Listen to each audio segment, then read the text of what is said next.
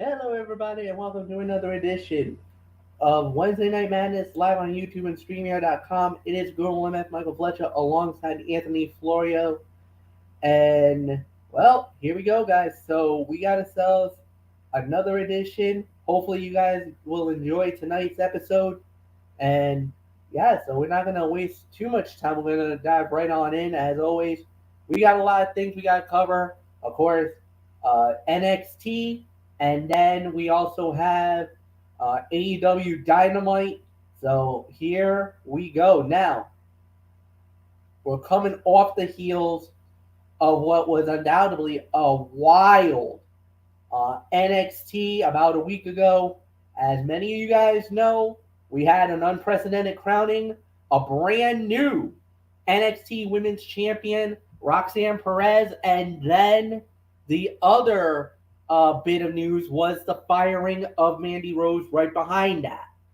Um, so we have the fallout on that, and then of course many other situations, and we'll get into all that here tonight. So starting it off, we had was Axiom going one on one with Carmelo Hayes, and Carmelo Hayes won the match, 12 minutes and 35 seconds. This was a very good opener.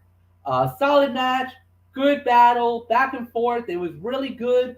Uh, and the thing was, they used everybody really well. So yeah, Carmelo Hayes definitely uh, should be probably in. He could be the next challenger for the NXT title down the line. I think 2023 will definitely be his moment. And if they decide that Braun is ready to make the jump to the main roster, this is the guy who I believe will be the one to dethrone Braun Breaker and send him to the main roster as he, the A champ, will be the man in NXT. Still one guy that I would love to see on the main roster. I think he's got what it takes. Still needs a little bit of some seasoning left, but the guy deserves at least a look at the NXT title. But right now, Braun Breaker is the champion. He's got to deal with Grayson Waller and the Grayson Waller effect. We'll get into that in a little while because something happened there. But this was at least, I'll say, a solid three. You can even say 3.25. You want to go 3.5? All right, I'll give you it. Maybe not so, but solid match, good battle. I thought it was excellent. I thought it was a very good opener for NXT. Axiom, definitely a really good talent. Carmelo, dude, this is my guy. I've been on Carmelo Hayes for months now. I've been telling you how good he is, how he's going to be breaking out and becoming a big star, multi-time North American champion. The only belt he has not gotten yet is the NXT title in the singles rank. But I rest assure you, 2023, the A star on top of the A show, according to Michael Bullock, which is NXT, will become a champion, the A NXT champion in 2023. And I'm going to put that bold prediction, book it, Florio, go. Okay. I don't know how I can follow that, but I shall do my best. The prospect of Mello versus Axiom is a match made in heaven. But this was surprisingly underwhelming for the talent involved.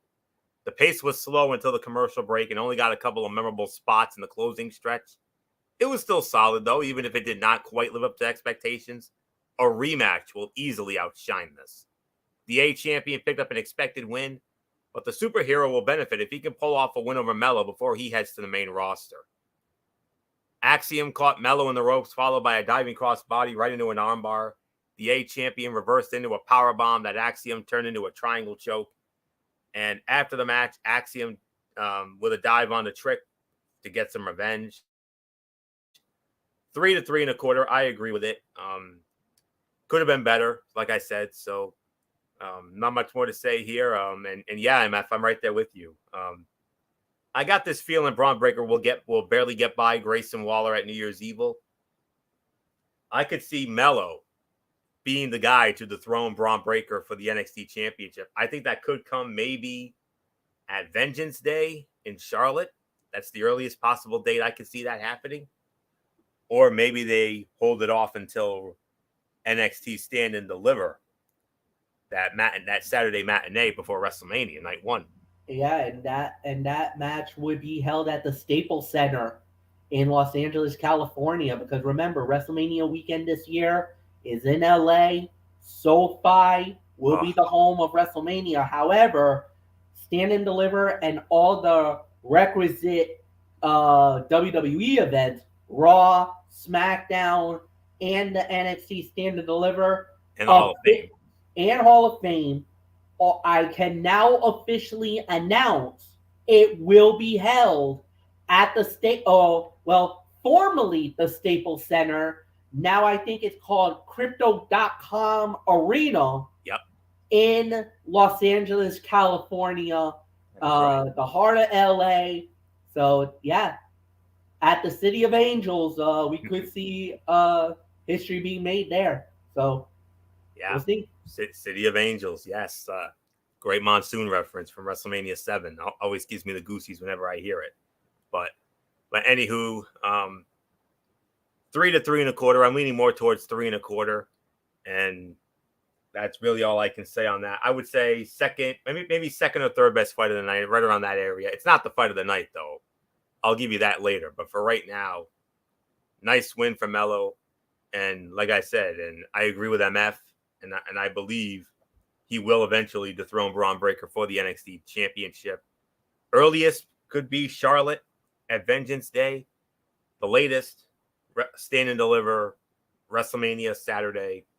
Well, that Saturday afternoon matinee before we get to night 1 of WrestleMania at SoFi. So that's all I can say on that. So Michael Bullock, Carmelo Hayes defeating Axiom in about 12.5 minutes or so, according to MF. 3.25, we say. What says you?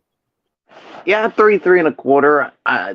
Definitely a good way to start it off. I mean, the match definitely could have been better, but obviously, Carmelo Hayes, had to rely on Trick Williams to help him out, especially with that little assist there with the distraction of Axiom.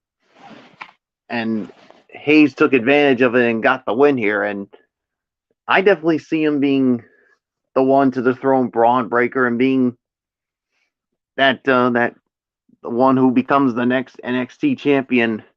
I definitely got Breaker getting by Grayson Waller, but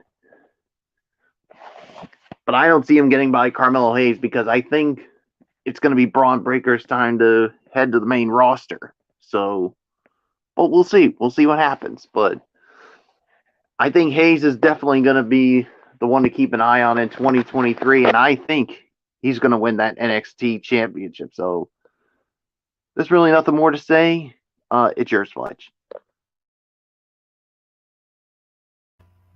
All right, and with that said, we will indeed move on to the next thing on NXT, which was, all right. It was a one-on-one match. It was Zoe Stark versus Nikita Lyons, and Zoe Stark wins the match in 5 minutes and 23 seconds. Anthony, your thoughts? Solid technical showcase that continued to build the story of Zoe Stark and Nikita Lyons. Because it was short, the two only gave a glimpse of what they can fully do together, but I thought it was a promising beginning.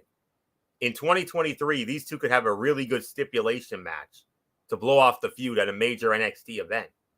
While Stark got the win for now, Lyons is the long-term focus, and I believe will likely win the feud.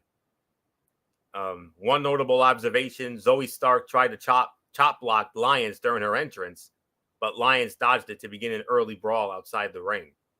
Fun little sprint. I'll give this about 2.5 to 2.75 of a star. So there isn't much more for me to say on this. So Michael Bullock, maybe a little short, but you know what? Fun little sprint, 2.5, 2.75.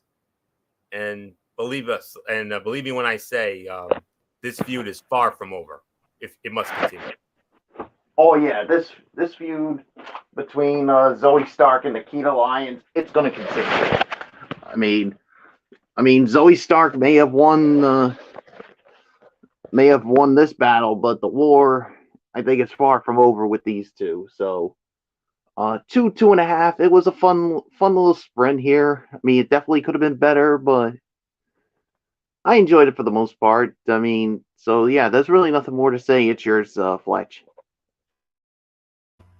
About 2.5. I'll give you that, guys. I thought it was solid for what it was worth, but we'll just move right on along. Next up, all right, backstage moment. Normally, it was Briggs Jensen and Fallon Henley, and I'm thinking, deep down, all right, we're gonna get ready. We're gonna, they have a big match. Here comes Kiana James, and she's like, all right, no. You want to do, and Kiana James like, no. I'll deal with you next week for the fight at the bar, the fight for the bar. That's gonna be next week. But she actually wanted it to talk or wanted it to, and basically just is like, you know what? No, I got my eyes on something else. Hi, Brooks. Huh? All right, Keanu, what is your play here? You're going after Brooks Jensen? I mean, my boy was he kind of basically was like deer in the headlights. He kind of was stuttering. He was like, I was like, yo, Well, can you blame him? I was gonna say I get it, and I don't. Like Anthony would say, do you blame him? Nope, I don't blame him. I completely understand. She is. I would do the same exact thing if it was me. Trust me. Oh yeah, she's a stunning beauty. She's a beaut, as I like to say. And I know I'm probably going to get the ire of Florio with that comment, but I I wonder what her play is. Is she gonna try to utilize that little crush that Jensen has on her to maybe help to have him accidentally make a mistake and cost Fallon the bar? Well, it's that match takes place next week, so yeah.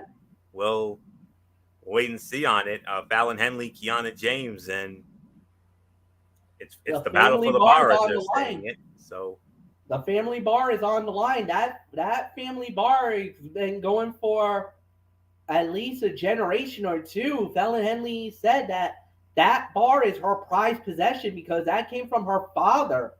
And I believe she also said her grandfather used to own that bar as well. So it there's a little bit of some history there with this bar. So we'll see how it plays out. Nothing more to say. It's gonna be interesting. All right, next up we had was a triple threat for the NXT Women's Tag Team titles. It was the champions, Katana Chance and Kaden Carter versus Ivy Nyland, Tatum Paxley versus JC Jane and Gigi Dolan of Toxic Attraction. Winners of the bout in 6 minutes and 35 seconds. And still the NXT Women's Tag Team Champions, Kaden Carter, Katana Chance, Michael Bullock, I should say. It is yours, my friend.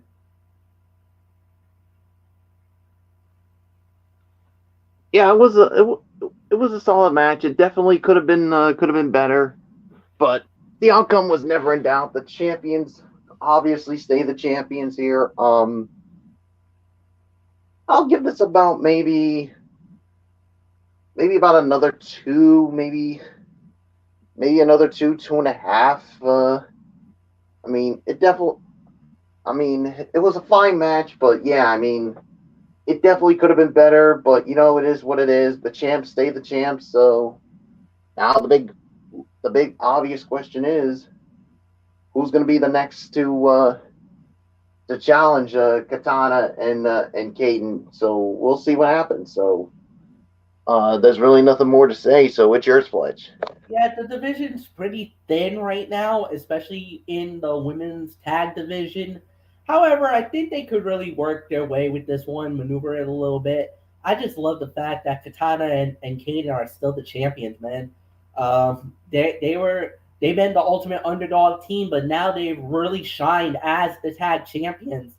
And we said give them the opportunity. Please put the belts on them. They did it. Now you're seeing the proof in the pudding, as they like to say. They've been pretty good tag team champions, and they've been worthy of those belts right now. And yeah, another 2.5 stars, pretty solid fight. So nothing more to say. And Anthony, it's yours. Another 2.5, 2 3/4 star. Very good spot focused match where each team had a chance to shine. Niall and Paxley continue to look better as a tag team, finding chemistry in the ring that took months of training to bring together. This was the right result, as Toxic Attraction did not take the pin. That sets up a 2-on-2 title bout for New Year's Evil or a main event spot on an upcoming NXT episode where the champions can truly put Dolan and Jane behind them. Chance planted Paxley with a head scissors takedown off the shoulders of Carter on the top rope for a near fall that Ivy Nile broke up. Nile assisted Paxley in hitting an impressive corkscrew senton on Jane. And that's really all there is to say on that. So 2.5, 2 3/4 of a star. A little too short for my liking, but it is what it is, especially with it being a championship match. So 2.5, 2 3/4. Let's move on to that. All right. Next thing that we had was actually an interview. This was actually a taped interview, a sit-down interview. The new NXT Women's Champion, Roxanne Perez, interviewed by her mentor and the man that actually got her into the wrestling business, Booker T. I gotta say, man, this to me was the non-wrestling segment of the night. The interview was really good. It highlighted her road, and there was also that proud papa moment from Booker T that and I love the interaction with the two. It felt genuine. It felt real. It felt like it didn't feel like a wrestling angle or anything like that. It just felt like, you know, and let me do it in a jet in it was like a Padawan talking to a Jedi, trying to get like a little something out of it, especially at the end. She's like, is there anything that you want me, is there anything that you can give me, like any advice or anything like that? And I love that moment because of the fact that it shows her as she's still a student. She's still young in the game. Like we said, she's only 21 years old. When she won her first title, she started the business at 16. She became the Ring of Honor Women's World Champion at 19 years old. She's now the NXT Women's Champion at 21 years old. So there's a lot of history, and she's only scratching the surface. And the thing is, the older that she'll get, the more refined and the more better her skills are going to become. As long as she stays healthy and doesn't get hit with a significant injury, once she makes that run at the main roster, even though she had a one-off and was there one night on SmackDown, you remember the 6-person tag, but given the opportunity and with the longevity that she could have and everything else, she could. And now I know this is going to be very lofty expectations, and I know I'm really putting a lot on this, but if she does stay healthy, doesn't get injured, and work her way up, she could be in that same conversation as a Trish, as a Lita, as a Molly Holly. She could go down as one of the all-time greats in women's wrestling. Now, obviously, there's a long way to go. But right now, right out of the start, she was known as the Prodigy when she first started in professional wrestling. let me tell you, she fits that moniker of the prodigy. She fits it to a T. Anthony Florio, I'll give it to you, my friend. Yeah, very well done indeed. And yeah, you saw the emotion in Booker, and it was on full display at Deadline when Roxanne Perez became the Iron Survivor. You saw it. You saw that emotion in the face of Booker, and yeah, it came out really good. And yeah, here's the thing. I mean, about 9 years ago or so, they showed a clip of a very young Roxanne Perez on an early episode of Total Divas when she was asking for advice from the likes of Natalia and the Bellas. And yeah, so you knew at that moment that this is what she wanted to do for a living. And I'll tell you what, I mean, 21 years of age, sky's the limit for Roxanne Perez. And only time will tell if she'll ever become the likes of a Trisha or Alita. But, we'll have to wait and see on that. If she keeps doing what she's doing and, applies herself in the whole nine, then I'll tell you what, guys, she could be the next big thing. And I'm going to tell you, I'm also going to tell you something right now. This Monday night, we have our year-end awards, our year-end review special for Talking Wrestling TXN in place of Ridiculously Raw. And we might be starting at an earlier start time, considering that it's a best of 2022 show that we really don't need to really, dive into or anything. One of the categories, I believe, if I'm not mistaken, is Breakout Star of the Year. This is my front runner right here. So she is my breakout star right now. And she'll very likely be come Monday night.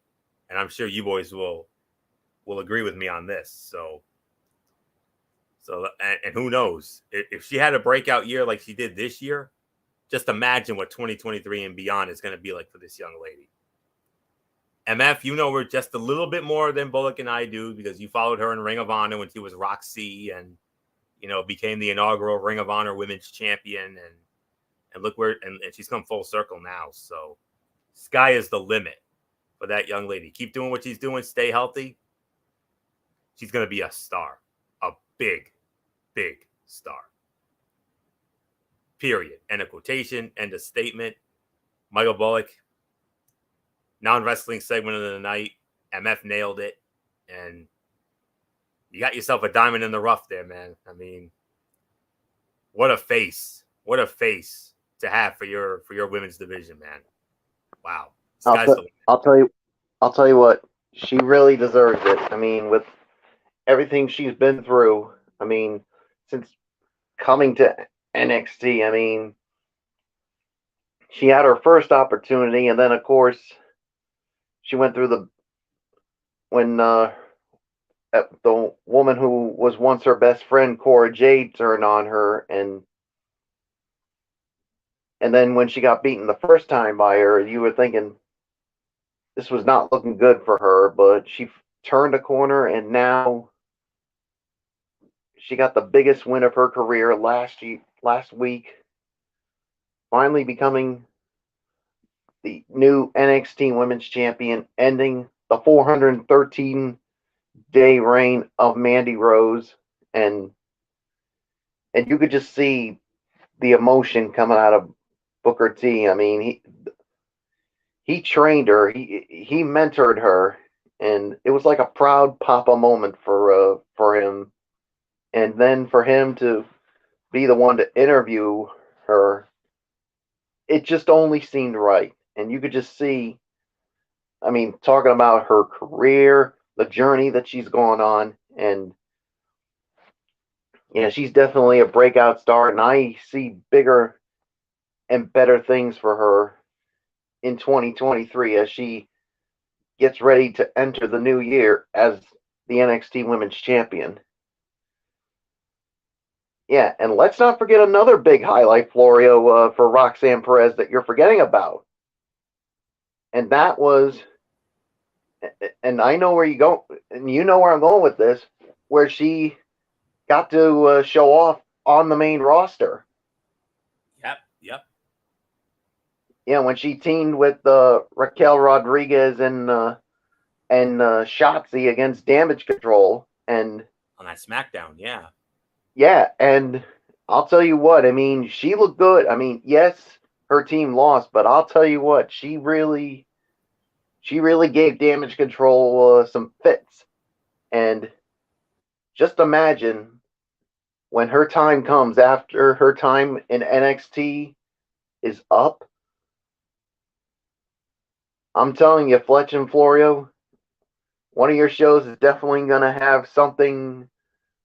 I mean, you got something, whether she ends up on SmackDown or Raw, they're going to benefit from Roxanne Perez. I'm telling you this right now. So, non-wrestling segment of the night.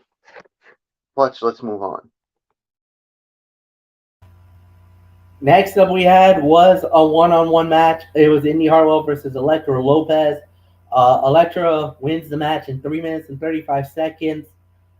We don't really need to talk about it. We will say that this was a little better than usual, though. It was all right. I don't think it was anything good. Anthony, I know you'll probably say fun little sprint, but I thought it was all right. I thought it was okay, decent. Next up, we did have was the New Day putting the NXT Tag Team titles on the line against Josh Briggs and Brooks Jensen, winners of the bout, 11 minutes and 10 seconds, and still the NXT Tag Team Champions, the New Day, successfully defending the titles. Anthony Florio, it is yours, my friend. New Day still your at WWE NXT World Tag Team Champions. And we know why. Because New Day rocks. New Day rocks. New Day rocks. Hit it.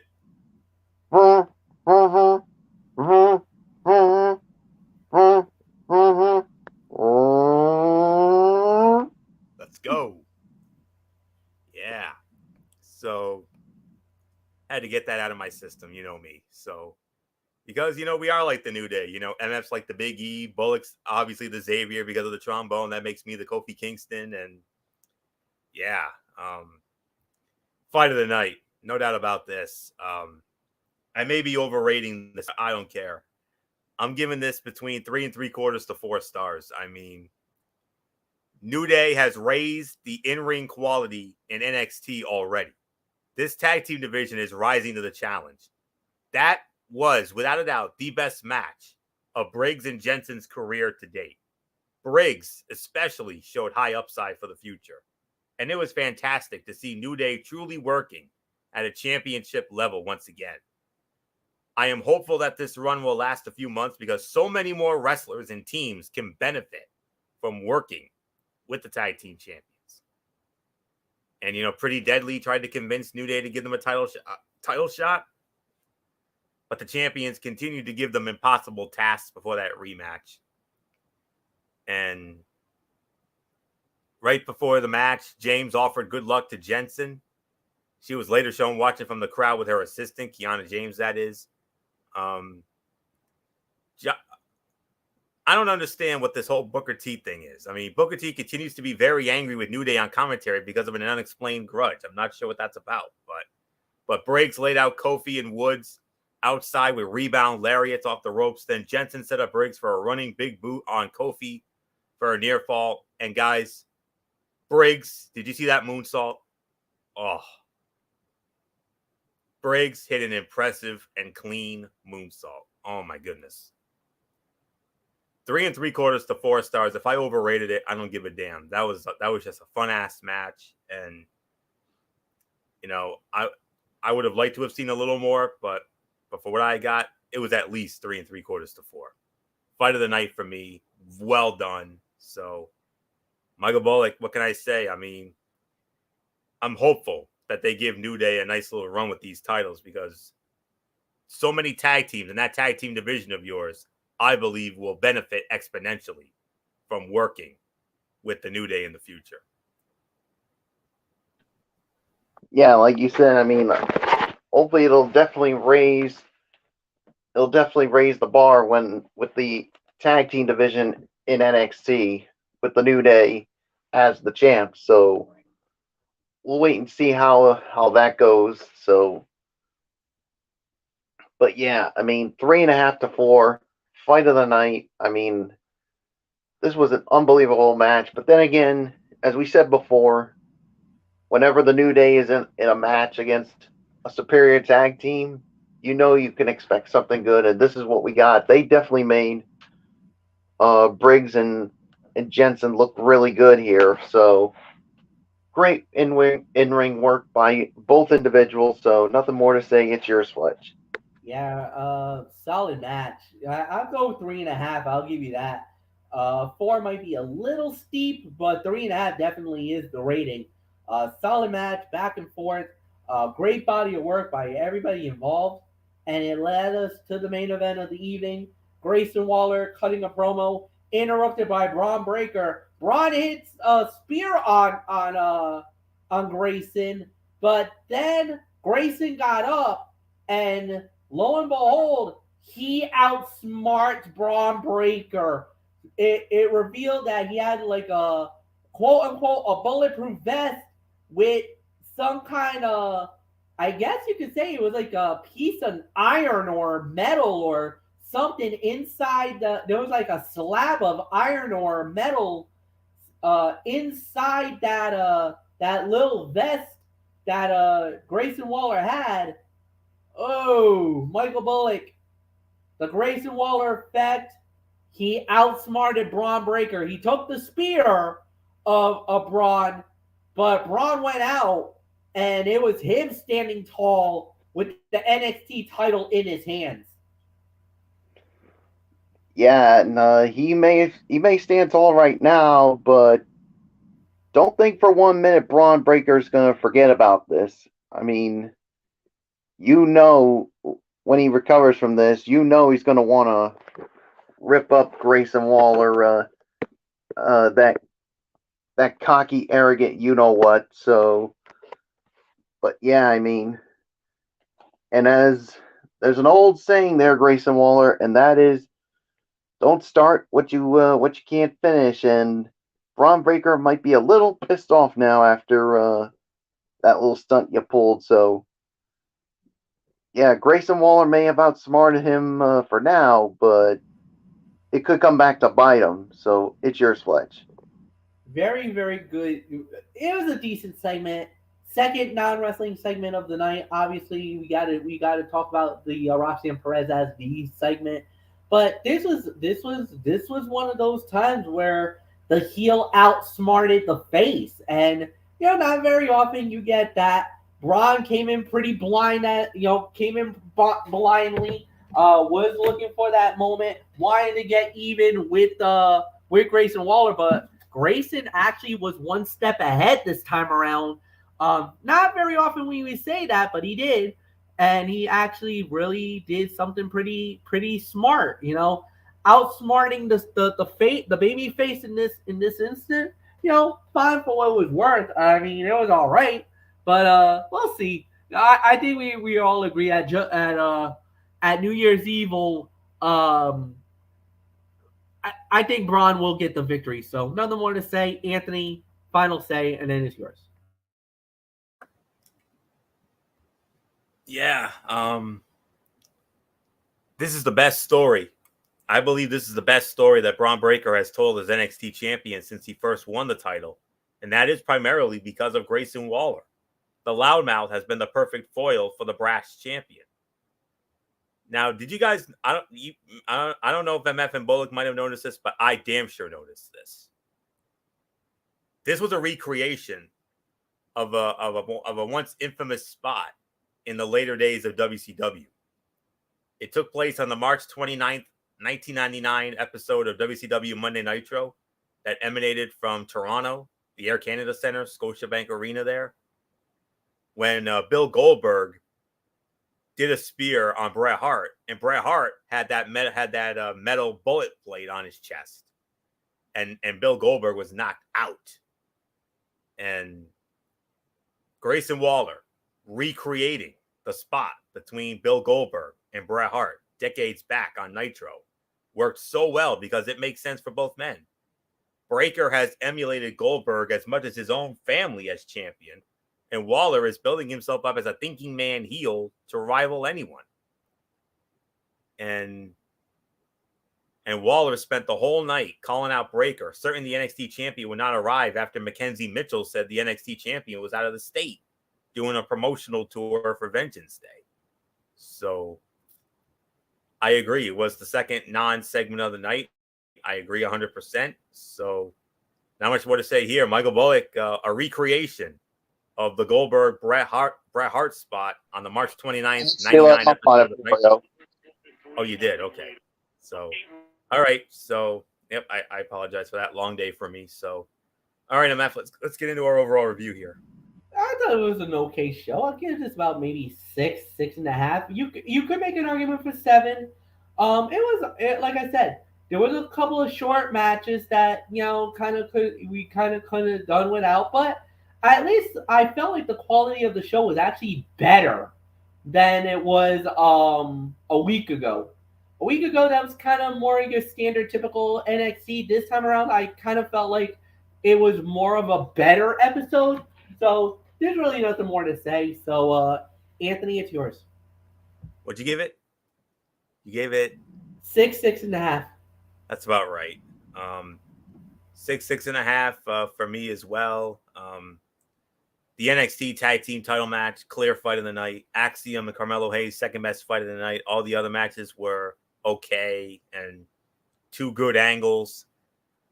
With we had that sit-down interview with Roxanne Perez and Booker T, and then that closing segment. So New Year's Evil starting to come along a little bit. We still got a little bit more build to do on this taped show from last night. Next Tuesday's show will also be a taped show. So we'll see what happens with that. But for right now, 6.5. Bullock take it home, and then we'll get into AEW Dynamite, the Christmas edition of AEW Dynamite, if you would. Yeah, 6.5. I mean, this was definitely an okay show. I mean, the NXT Tag Title match was the fight of the night, second best fight of the night. Axiom and Carmelo Hayes. You had some good segments, and you had some other matches that were aight. So, yeah, there's really nothing more to say. 6.5. So, Fletch, let's get on to Dynamite. Dynamite from the Freeman Coliseum in San Antonio, Texas. Now, if you guys are wondering, Freeman Coliseum, that sounds very familiar. Why? Well, that was actually the home of, if I remember correctly, that was actually the home of the 1994 Survivor Series, and also, okay, and it was also the home of the infamous This Tuesday in Texas. That also, what? Both events. Yep, you're right. Yeah. So that's where that show emulated from, and yeah, here it is. We have it at that venue here tonight. So AEW going to a former old WWE stomping ground, part of the country, and yeah, started off with a promo segment by Ricky Stark, interrupted by Chris Jericho and the Jericho Appreciation Society. They try to do a beatdown. Next thing out was Action Andretti. He shows up, coming out, and yeah, so solid opener, good thing. First fight of the night, the Elite versus Death Triangle, match number 5 in the best of 7 series. Death Triangle does not get the job done. They do not close the door, as the Elite wins it 13 minutes, 35 seconds. No DQ fight. Death Triangle leads the series now 3 fights to 2. They cannot slam the door.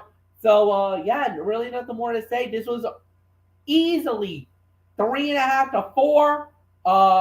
With the match ending in 13:32. Anthony, it is yours. The Elite stays alive in the best of 7 series. 13 and a half or something like that, you said? Yep, 13.5. All right. All right. The matches are good. The talent involved is undeniable, but the matches have a definitive style, and no matter how much everyone toys with the little things, they still feel very much the same. Tis but a curse of the party style of tag team matches we see so frequently in AEW. Everyone involved really needs to move on from this, so hopefully the Elite gets the ego-stroking win sooner rather than later, and things can progress in a different direction. But very good match here. This was definitely the second best fight of the night here. 3.5 to 4. I'm with MF on this one. Yeah, Kenny Omega delivered a Tiger Driver 98 on Phoenix onto a barbed wire broom. A barbed wire broom? Oh my goodness. What are they? These weapons are just insane. Ray Phoenix blasted Omega with the ring bell and appeared to have the match won, but can only get a 2 count. And then Death Triangle bloodied the winners after the match to a chorus of boos, escalating the issues beyond that of a competitive rivalry. And we have another match number 6, which will be next Wednesday night as part of the New Year's Smash, and in Denver, well, Broomfield, Colorado, which is a suburb of Denver. But not much more to say here. So Elite back in it, no surprise. You know it's going to go the distance. Let's be realistic. It's going to go the distance. And the 7th match will be on January 11th of 2023, the second Dynamite of the new year, from the legendary Forum, the Great Western Forum, the old Great Western Forum, where the Lakers and the Kings used to play before they moved to Staples or Crypto or whatever they're calling it now. So, yeah. This was 3.5 to 4. So not much more to say here. Michael Bullock, the Elite stays alive. Match number 6 next Wednesday night. Falls count anywhere rules. Yeah, with this being falls count anywhere, you know anything's going to go with this, with match number 6, with the Elite and the Death Triangle. So, yeah, the Death Triangle couldn't slam the door, and yeah, you know this is going to go the distance here with these two teams. So, definitely a great way to start it off. 3.5 to 4 on this one. So, yeah, there's really nothing more to say. Let's move on, Fletch. All right, nothing more to say. Next up, we did have right after that was the first fight of the evening, which was let's see. Well, actually, the second fight of the evening, as it was Hook versus Axiom Prime. Hook wins the match in a minute and 10. Then we had John Moxley versus Dante Martin, and John Moxley wins the match in 8 minutes and 50 seconds. Anthony, it's yours. I'll give it 3 for the effort. Darius Martin looked competitive and held his own with the franchise of AEW in 2022, but it was fine, but probably on the back end of Moxley's best matches of the last few months. Martin worked really hard, but his style did not always mesh as well with what Moxley does, and the result was a good, not great match. Solid, but not spectacular. But, hey, at least there is a massive mix of trios in one ring on Christmas Eve for us wrestling fans to indulge in. It was just a little appetizer for what we're going to see Friday night on Rampage. This huge trios battle royale, a casino battle royale, and the winning trio is going to net $300,000. A $300,000 trios casino battle royale. I know a lot. Talk about an early Christmas present. I know, right? I mean, $300K. Woo! Oh, what the three of us would do with that kind of money, I'll tell you that. But man, I know a lot of people don't usually, aren't really like, Rampage, secondary show, mech show. There's actually an incentive to tune in. This is. I mean, I usually don't look all that forward to Rampage unless it's a live show and unless they do something exciting on it. I actually have a reason to tune in. I can't wait to see it. So it's going to be a very fun battle royale. I can't wait to see who wins that 300K. So 2 3/4. Well, actually, no, I'm going to give it a solid 3 for the effort. So not much more to say here. Michael Bullock, a predictable outcome, but Darius Martin, he hung with Jon Moxley tonight, but we all knew Mox was going to go over. Yeah, we knew he was going to go over it, but yeah, Darius Martin definitely he hung in there with Jon Moxley as much as he could, but in the end, Moxley was just too much for Darius Martin. So I'll give it about 3 for the effort as well. So nothing more to say. It's yours, Fletch. 3 is the rating, no doubt about it. Solid, very good. Nothing more to add there. So, yeah, indeed. So we move right on along. And hold on.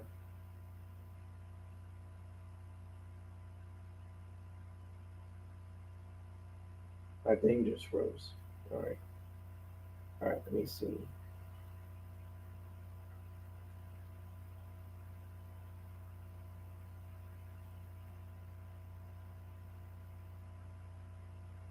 Oh no, I didn't want that. No. AEW.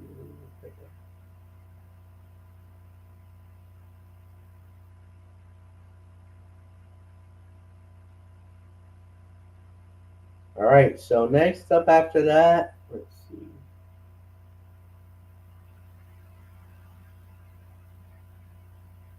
All right. So then we had FTR member FTR versus the Gun, and it was FTR winning the match. Well, actually, no, the Guns winning the match in 9 minutes and 10 seconds. So, Michael Bullock, it's yours. Yeah, I mean, you talk about an outcome right here that a big win here for the Guns, and all of a sudden right now, I mean, FTR is on a little bit of a skid right now. I mean, that's something we haven't seen in a long time with these two since they joined AEW. So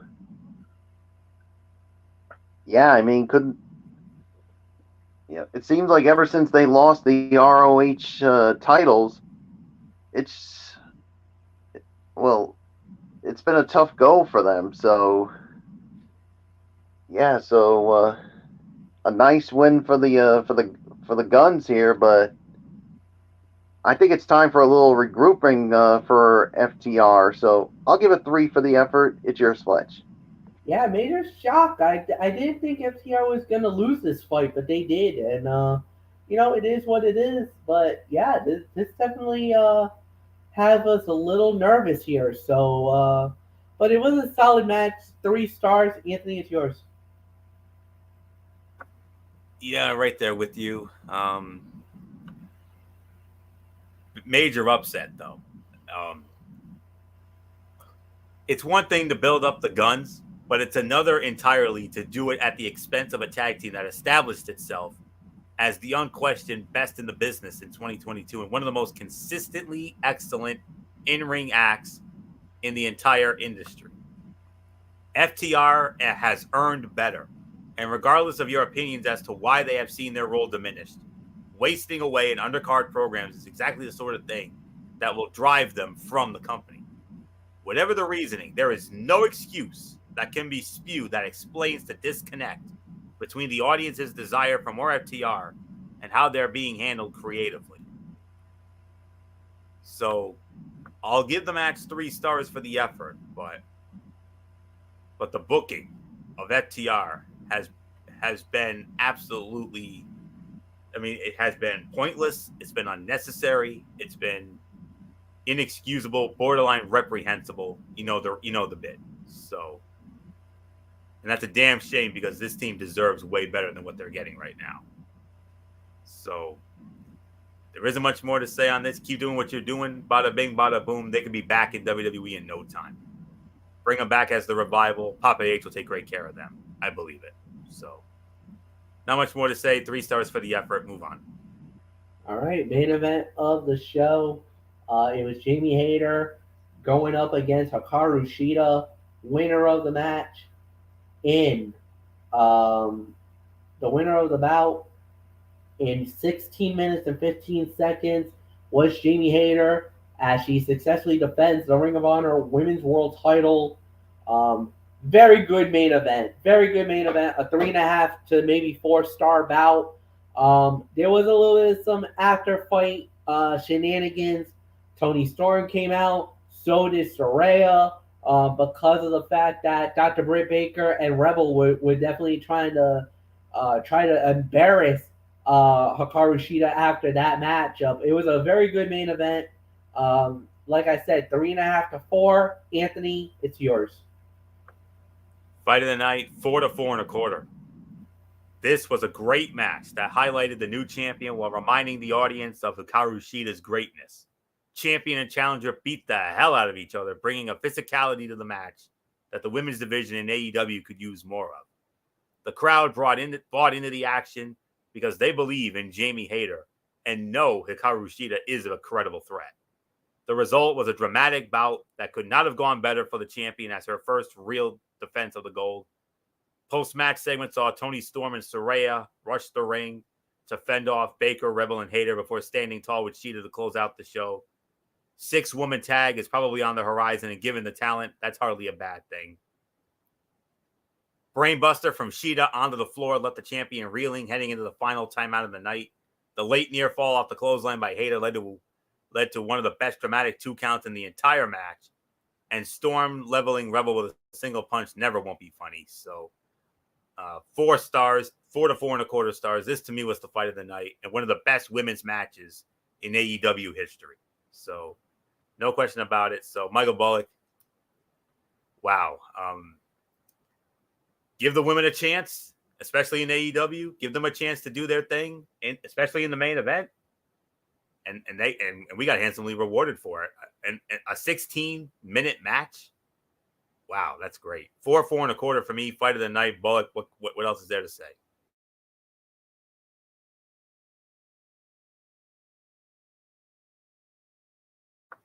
Bullock, are you there?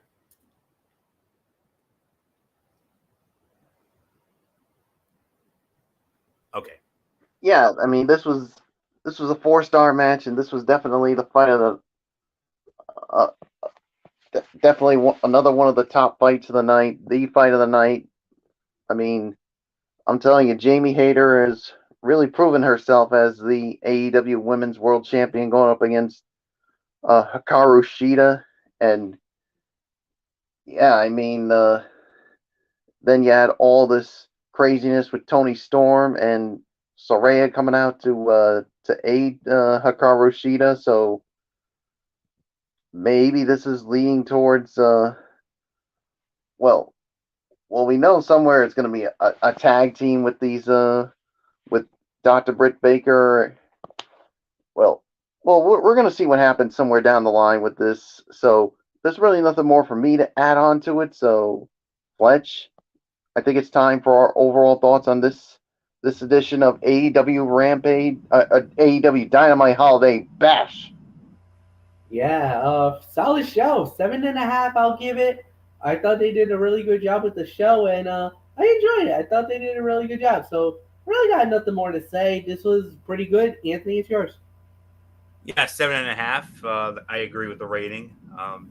That women's match, go out of your way to see it if you haven't. I mean, one of the best matches in when it comes to the women in AEW history. Absolutely fantastic. The match 5 with the Elite and the Death Triangle, another match to check out. Check out some of those promo segments. Some of those promo segments came out really good. I mean, the Ricky Starks segment with Jericho and them, and the Danielson segment. I mean, those all came out real good. So solid show. So 7.5. Michael Bullock, take it home on this, and then we'll preview tomorrow night's Thursday night football game. Yeah, 7.5 for me. I enjoyed this edition of Dynamite here. I mean, the women's championship match was the fight of the night here. I mean, second best fight of the night with the match number 5 with the Elite and the Death Triangle. The promo segments I definitely enjoyed. So yeah, so there's really nothing more to say except let's move on to Thursday Night Football. Yeah, big matchup in the AFC. This is the equivalent of an elimination game. The Jacksonville Jaguars goes up against the New York Jets from MetLife Stadium in East Rutherford, New Jersey. Game on Amazon Prime Video. You guys know Al Michaels, Curve Street, and Katie Hartung on the call. The Jets are a 2.5 point favorite. The over under at 36.5. Um, but the question is, who's going to be the quarterback for the New York Jets? We know who it's going to be for the Jaguars. It's going to be Trevor Lawrence. But for the Jets, it looks like it's going to be Zach Wilson. Again, the Jets have lost 3 in a row. They are skidding, including losing last week to the Detroit Lions. Detroit is for real. And the Jacksonville Jaguars, winners of 2 in a row, including a walk-off pick 6 in overtime, upending the Dallas Cowboys 40-34 last week. I gotta say it. I'm going with the hot hand. I'm going with the hot team. Give me the Jacksonville Jaguars to win it. Look, the Jets are a shell of what they were earlier in the year. Everybody knew how good they were playing. Defensively, they were getting it. But you've been noticing gaps in that defense that Jacksonville could possibly exploit. Now with Jacksonville, they haven't been the most fluid team, but they're peaking at the right moment. And now all of a sudden, they're in the playoff hunt. They're right there. So I believe Jacksonville will keep their hot streak going. I got the Jacksonville Jaguars to upset the New York Jets tomorrow night. Anthony Florio, it is all yours. All right. Before I give you my thoughts, of course, let's do the other bit of table setting. My spread is a little different than yours, MF. You have the Jets as a 2.5. I actually have the Jets as a 1.5. But either way, the Jets are the favorites. So, all right, for the people of Jacksonville and New York, not everybody obviously has Amazon Prime Video. So, if you're looking to watch the game without that, Jacksonville, you can tune into the game on WFOX Fox 30. That's WFOX Fox 30 for Jacksonville. New York, you can watch the game on WNYW Fox 5. WNYW Fox 5. That's New York City. So, series history favors the Jacksonville Jaguars. Jacksonville leads the all-time series regular season-wise 8-7. They just met in New York last year, and the Jets won that game by a score of 26-21. The Jets have won the last 4 meetings in a row at MetLife. The Jaguars have not won in New York at the Jets, that is, since 2009. 2009 was the last time the Jaguars won at the Jets. Final score there was 24-22. So, this is the number 3 game of the week on our side of the ledger. And tell you what, MF nailed it. This is without a doubt you could say it is an elimination game. Absolutely. I mean, considering that that the Jets have been struggling to say the very least, and of course the Jags coming off that unbelievable. I mean, look what they've done the last 2 weeks: winning in Nashville against Tennessee, and now winning at home against Dallas, coming back from 17 down to win. This should be an entertaining game considering the improvement on both sides. The Jets won a 26-21 thriller last season, but the Jaguars have won 4 of their last 6 games. And Trevor Lawrence, 14 touchdowns, 1 interception in that stretch. Go with MF. Stay with the hot quarterback. I'm going with Jacksonville to win as well. My final score, I'm going to say 27-24. Give me Jacksonville to beat the New York Jets. So not much more to say here. Michael Bullock, close it out. As let's get your thoughts on take it home with our number 3, the number 3 game of the week on our side of the ledger, the Jags and the Jets tomorrow night at MetLife.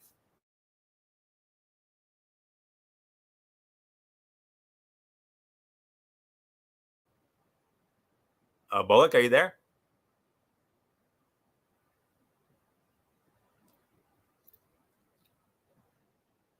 Uh-oh. I don't know if maybe I don't know if he stepped away or anything, but waiting on Bullock here. So but MF, you're absolutely right. I mean, the Jags are the hot team. I mean, like I said, Trevor Lawrence, 14 touchdown passes, only 1 interception as of late. I mean, he's the hot hand right now. He's looking like that Trevor Lawrence that we saw at Clemson. He's finally looking like that Trevor Lawrence.